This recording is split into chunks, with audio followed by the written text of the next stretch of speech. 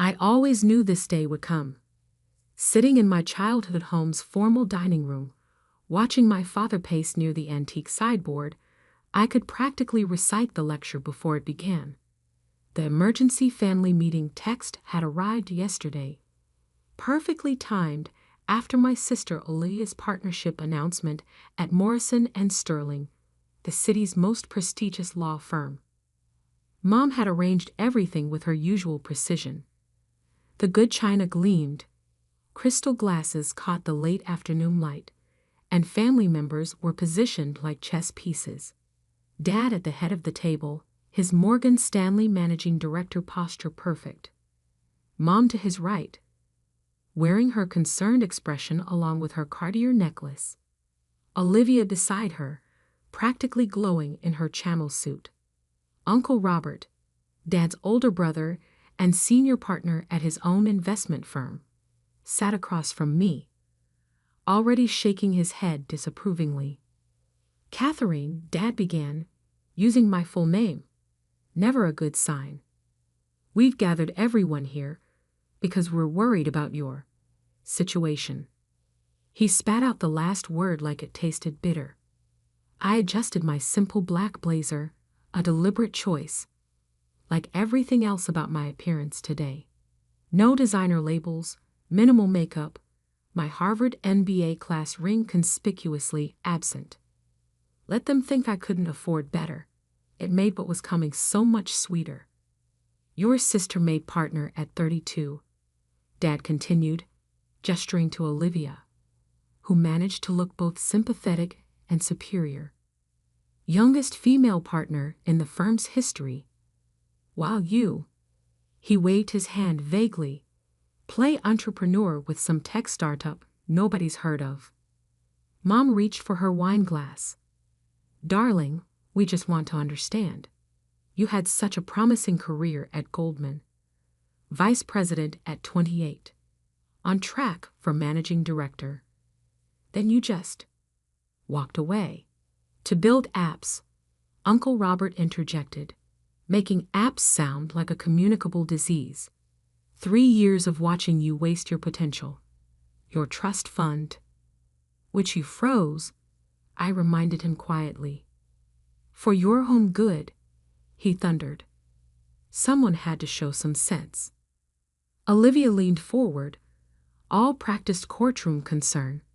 Kat, we know starting over is hard, but Morrison & Sterling always needs good corporate attorneys.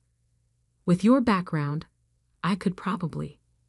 Still trying to save me, Liv.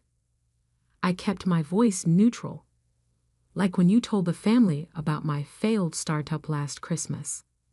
She had the grace to flush. That particular announcement had led to 6 months of interventions, career counselors, and not-so-subtle job listings appearing in my email. Someone had to do something, she defended. You've been working out of that tiny office downtown, driving that old car, living in that starter condo, Mom added sadly. We just want you to have the life you deserve. I checked my phone discreetly. 6:58 p.m. The Wall Street Journal article would go live in 2 minutes, right on schedule. Dad was really hitting his stride now. Your sister made partner while you play with computers. Do you know what that partnership means? 7 figures base, bonuses, corner office, real success. And what exactly do you have to show for these 3 years? Uncle Robert demanded. What does your company even do? I smiled slightly. Would you like me to explain? Please. Mom jumped in. We've been trying to understand. Actually, I said, I think the Wall Street Journal might explain it better. Mom's phone buzzed. She glanced down automatically, then froze. The color drained from her face. Margaret? Dad frowned. What is it? She turned the phone around shakily. There on the screen was the headline they'd all been too busy judging me to notice coming. QULNTUMSOAUDTIONS VALUD at $4 billion. FTRLATES. UNDIGROUND. Tech's newest unicorn revolutionizes AI security. My company's logo filled the screen. Below it, my professional headshot and the caption. Catherine Mitchell, 31, founder and CEO of Silicon Valley's most secretive success story. The room went completely silent. That's... Uncle Robert grabbed the phone. This must be a mistake. No mistake, I said calmly. Though that valuation is a bit outdated. After this morning's acquisition, we're closer to $6 billion. Olivia's perfect composure cracked. $6 billion? Would you like to know what my company actually does now? I pulled out my tablet, watching their faces as the reality slowly sank in. Or should we discuss how my playing with computers just revolutionized cybersecurity? Dad sank into his chair, face ashen. But you never said anything. I met his eyes steadily. You never asked. You were too busy planning my intervention to notice my success. Mom's phone started buzzing continuously as notifications poured in. The story was being picked up by other outlets. Soon, every financial news network would be running it. I don't understand, Olivia whispered. All this time, I confirmed. I've been building something revolutionary. That tiny office downtown is actually the smallest space in a building I own. That starter condo is the penthouse at the Morrison. And that old car is a deliberate choice, because true success doesn't need to show off. Uncle Robert was still staring at the phone, scrolling frantically. The board, the investors, include 3 Fortune 500 CEOs and the world's largest tech venture fund, I supplied.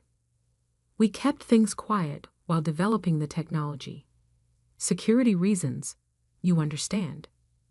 The article was detailing exactly what my company had created, an AI-driven quantum security system that made existing encryption obsolete. Every major tech company, government agency, and financial institution would need our technology. And I owned 51% of the company. Dad looked like he'd been punched. Why didn't you tell us? I stood up, smoothing my simple blazer. Because sometimes the best success comes when people underestimate you. Now, if you'll excuse me, I have a video interview with Bloomberg in an hour. They're doing a special on disruptive tech leaders. As I headed for the door, Mom found her voice. Catherine, wait, please. I turned back. Oh, and Liv? Congratulations on making partner. 7 figures is impressive. I smiled. Let me know when you're ready to discuss real numbers. The last thing I saw as I left was Olivia's face as she did the math on my net worth compared to her partnership compensation. Some victories don't need words. Outside, a sleek black car waited to take me to the studio. My phone buzzed with a message from my COO. Stocks up 30% pre-market in Asia. Ready to change the world. I smiled, thinking of the shocked faces I'd left behind. Always ready. After all, success is the best revenge, especially when nobody sees it coming. The Bloomberg studio lights were harsh, but I remained perfectly composed. The host, Michael Jensen, leaned forward with practiced intensity. So, Catherine Mitchell, the tech world's newest billionaire. Or should I say, its best kept secret. How does someone build a $6 billion company without anyone noticing? I smiled, knowing my family was probably watching. Success doesn't need an audience, Michael. It needs focus. The interview was going live across global markets. Asian trading had already responded. Our stock was up 40% and climbing. But that wasn't what made me check my phone during the commercial break. The messages had started pouring in. Dad, Catherine, we need to talk. Please. Mom, darling, I've had calls from every charity board in the city. Olivia, the managing partners want to meet you. Please call me. Uncle Robert, my investment committee is asking questions. We should discuss. I ignored them all, focusing instead on the message from Marcus, my COO. Goldman Sachs called. They want to schedule a meeting. I smiled, remembering my old corner office there, the one I'd foolishly walked away from 3 years ago. The same Goldman Sachs that had declined to invest in our first funding round. We're back in 30 seconds, the producer announced. Ms. Mitchell, Michael said as we returned to air. Your quantum encryption technology is being called revolutionary. Every major tech company will need to adapt. How does it feel to disrupt an entire industry? It feels like validation. I replied, thinking of all those family dinners where they dismissed my work. But this is just the beginning. After the interview, my phone showed 147 missed calls. The top tech news sites were running with the story. Stealth startup becomes Valley's hottest company overnight. Catherine Mitchell, the billionaire nobody saw coming. Quantum Solutions, how one woman revolutionized cybersecurity. My executive assistant, Sarah, met me at the elevator of our headquarters. Your sister's been in the lobby for 2 hours. Of course she has. I checked the security feed on my phone. Olivia sat in her perfect channel suit, looking increasingly less perfect as time passed. Let her wait. My office occupied the top floor of the building, the one my family thought was just a small rental space. Floor-to-ceiling windows offered a view of the city skyline, including the Morrison and Sterling building where Olivia had just made partner. The Goldman Sachs team will be here at 2, Sarah reported. And the Times wants an exclusive on your journey from Goldman VP to tech CEO. Schedule the Times for next week. I sat at my desk, studying the latest market reports. Let's make Goldman sweat a little first. A soft knock interrupted. Marcus entered, tablet in hand. You might want to see this. He pulled up a LinkedIn post from Olivia. So proud of my brilliant sister, Catherine Mitchell, CEO of Quantum Solutions. Always knew she would change the world. Hashtag proud sister, hashtag woman in tech, hashtag family first. Interesting, I said. Considering last week, she told our cousins I was wasting my potential. Your uncle's firm also released a statement claiming they were early supporters of your vision. I laughed. The same uncle who froze my trust fund to teach me responsibility. Marcus grinned. Want to show them what real support looks like? I pulled up our investor dashboard. Released the Series B details. Let everyone see who really believed in us. The list was impressive. 3 of the world's top venture capital firms, 2 tech giants, and a handful of strategic investors. Notably absent, Uncle Robert's prestigious investment firm. Also, Marcus added, Morrison and Sterling's managing partner called. They want to pitch for our legal business.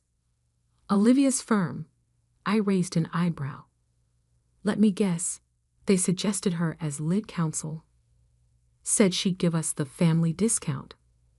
I shook my head. Schedule meetings with their top 3 competitors instead. Let's see how that partnership feels when she loses the year's biggest potential client. Sarah appeared in the doorway. Your sister's still downstairs, and your parents just arrived. I checked the lobby feed. Mom clutched her Hermes bag like armor. Dad looked uncomfortable in the modern space, so different from his wood-paneled bank office. "Your call," Marcus said quietly. "But the press will notice if the CEO's family isn't allowed upstairs." He was right. Image mattered now. I pressed the intercom. "Send them up." But first, I turned to Sarah. "Bring me the Goldman Sachs rejection letter from our first funding round, and Uncle Robert's trust fund freeze notification." "Planning something?" Marcus asked. "Just gathering receipts." I straightened my simple blazer, the same one they'd probably assumed I couldn't afford better than. Success is best served with documentation. The elevator dinged. Olivia entered first, attempting to regain her courtroom confidence. Mom and Dad followed, taking in the sleek office with wide eyes. "Catherine," Mom started, "why didn't you tell us?" "About what?" I kept my voice neutral. "The company valuation? The technological breakthrough? Or how about the fact that I bought the Morrison building last year?" Olivia's head snapped up. "You own my firm's building? Along with half the block?" I smiled. "Being a landlord is just a hobby, though. Like playing with computers." Dad stepped forward. "Sweetheart, we were wrong. We should have supported." "Should have?" I cut him off. "Like when you supported Olivia's career, funded her law school, celebrated every promotion. I pulled out the trust fund freeze notification. Or like when Uncle Robert decided I needed to learn responsibility." Mom sank into a chair.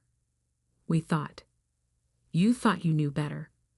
I stood, walking to the window. "You thought success only looked one way. Corner offices, law firms, investment banks." I turned back to face them.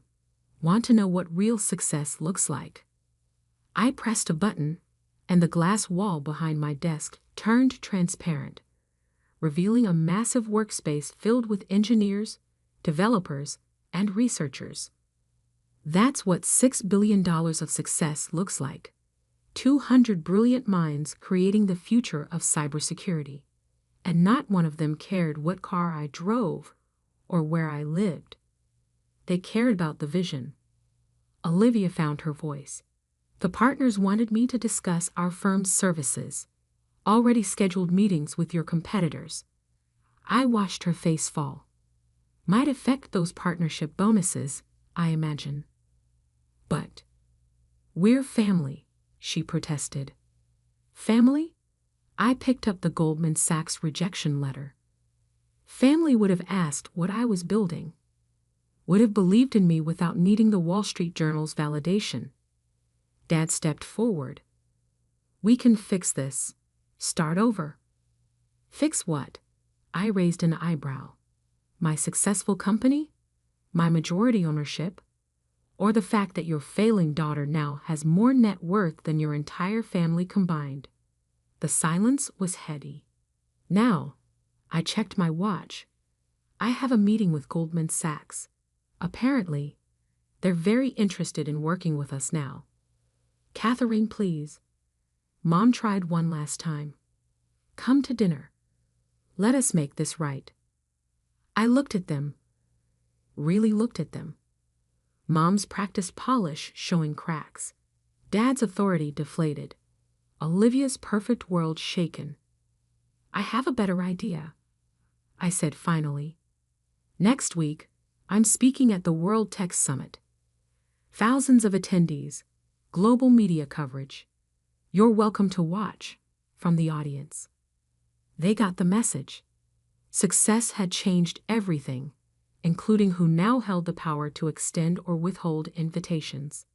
As they left, Marcus returned with more updates. Our stock was still climbing. Interview requests were flooding in. The biggest names in tech wanted meetings. "Ready for the Goldman pitch?" he asked. I smiled, thinking of my old boss who'd questioned my decision to leave. "Oh yes. Let's show them what they missed out on." Because success isn't just about proving others wrong. It's about proving yourself right. And I was just getting started. The World Tech Summit main stage was everything I'd imagined during those long nights coding in my tiny office. 20-foot screens displayed the Quantum Solutions logo. 5,000 attendees filled the convention center's grand hall. Every major tech publication had front-row seats. From the green room, I watched my family file in. Fourth row, center section. Mom in channel, Dad in his power suit, Olivia looking uncomfortable without her usual authority. Uncle Robert had somehow secured a seat, despite not being on the guest list. Typical. 2 minutes, Ms. Mitchell, the stage manager announced. I checked my reflection. Simple black dress, minimal jewelry, hair pulled back neatly. Not the family's usual definition of success, but perfectly suited for a tech CEO worth billions. My phone buzzed with a message from Marcus. Stock hit $450. Up 180% since WSJ article. Ready to shock them again? I smiled. They had no idea what was coming. The introducer's voice boomed through the speakers. Please welcome the founder and CEO of Quantum Solutions, Catherine Mitchell. The applause was thunderous. I walked out, command and confidence in every step. The screens behind me lit up with our latest technology demonstration. 3 years ago, I left a prestigious banking career to pursue what my family called a dream. Today, that dream is valued at $8 billion.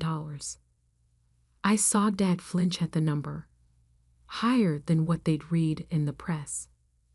But this isn't a story about money. It's about vision. While others saw encryption as a wall, we saw it as a door, a quantum door. The screens displayed our technology in action.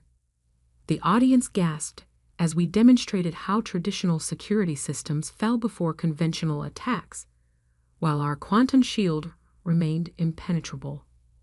This morning, I continued, I'm pleased to announce that Quantum Solutions has been selected by the Department of Defense for a $12 billion security infrastructure contract.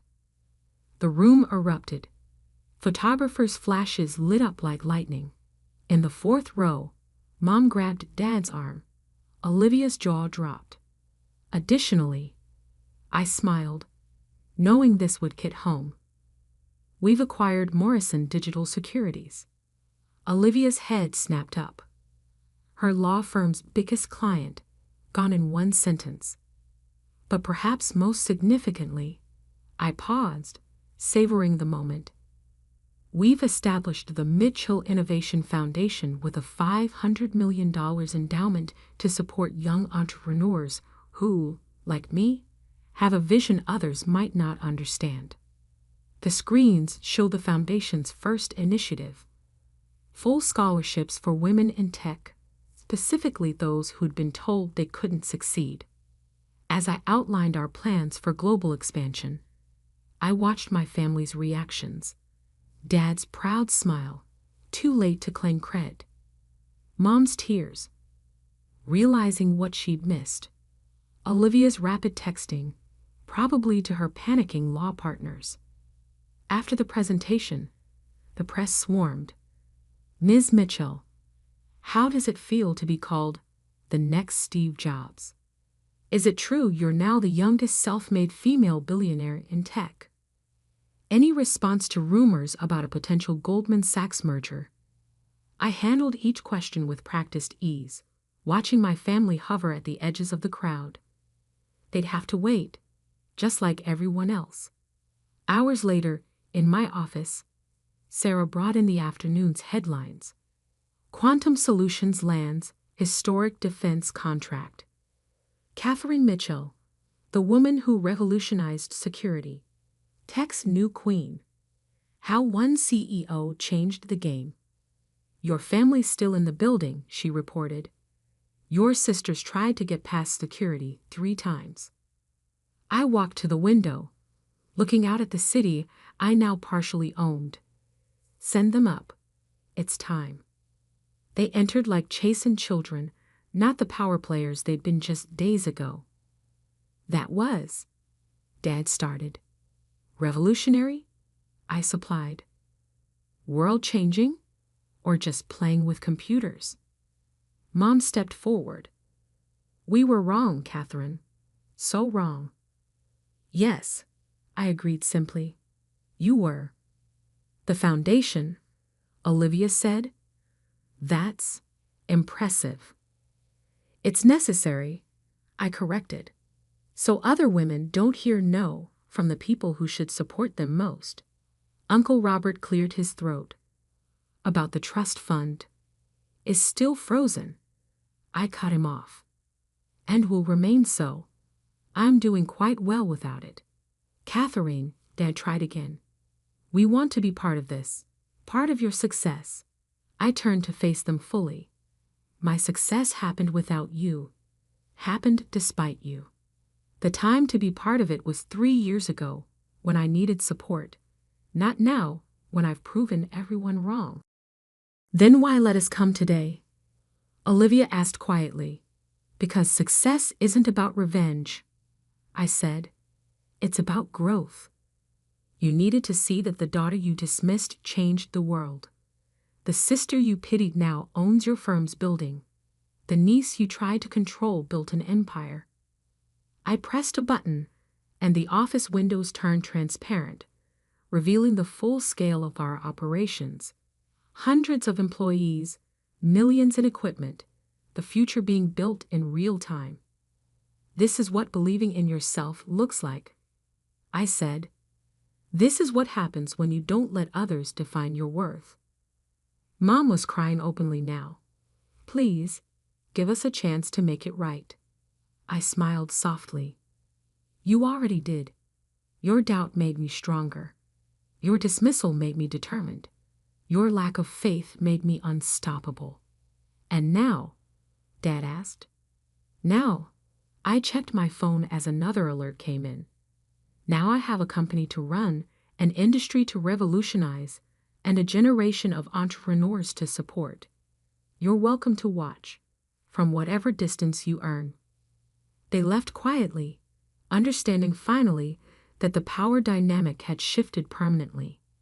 Success had transformed their dutiful daughter into someone they barely recognized, a leader, a visionary, a force. Later that night, alone in my office, Marcus brought in the final market report. Stock closed at $500. Market cap now over $10 billion. Send the numbers to the board, I said. And Marcus? Schedule the meeting with Goldman Sachs.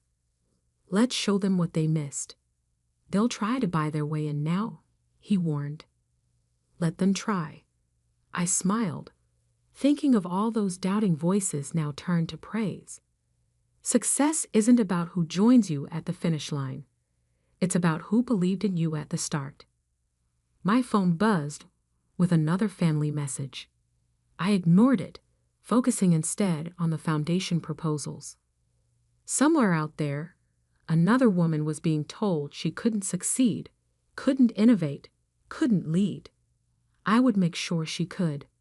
Because true success isn't measured in billions or headlines or vindication.